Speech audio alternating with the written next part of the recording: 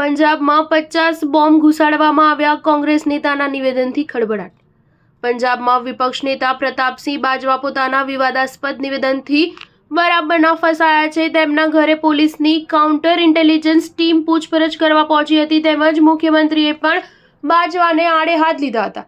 તેમણે પંજાબમાં થઈ રહેલા બોમ્બ બ્લાસ્ટ વિશે સંવેદનશીલ નિવેદન આપ્યું હતું કે પંજાબમાં 50 બોમ્બ આવ્યા છે અને તેમાંથી 18 ફાટી ગયા છે, જ્યારે 32 ફૂટવાના બાકી છે. પંજાબમાં બોમ્બ ઘૂસ્યા હોવાનું નિવેદન આપ્યા બાદ પોલીસની કાઉન્ટર ઇન્ટેલિજન્સ ટીમ વધુ માહિતી મેળવવા બાજવાના નિવાસસ્થાને પહોંચી હતી. જો કે બાજવાએ આ અંગે કોઈ પણ માહિતી આપવાનો ઇનકાર કરી દીધો છે.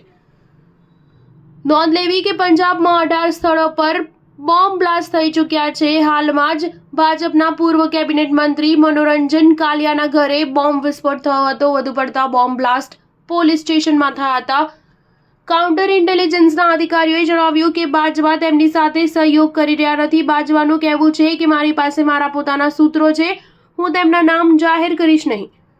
કોંગ્રેસ નેતા પ્રતાપસિંહ બાજવાએ બોમ્બ અંગેની માહિતી એક મીડિયા સાથે વાતચીત કરતી વખતે જાહેર કરી હતી કે પંજાબમાં અનેક બોમ્બ આવ્યા છે, જેમાંથી 18 બોમ્બ બ્લાસ્ટ થઈ ચૂક્યા છે, જ્યારે 30 થી 32 બોમ્બનો ઉપયોગ થવાનો બાકી છે. હું એક મહત્વના પદ પર છું, તેથી મારા સૂત્રે મને સાવચેત રહેવા સલાહ આપી છે. બાજવાએ જણાવ્યું હતું કે હું કાઉન્ટર ઇન્ટેલિજન્સને સંપૂર્ણપણે સહયોગ આપી રહ્યો છું. અમારું કામ લોકોને બચાવવાનું અને પંજાબ સરકારની મદદ કરવાનું છે.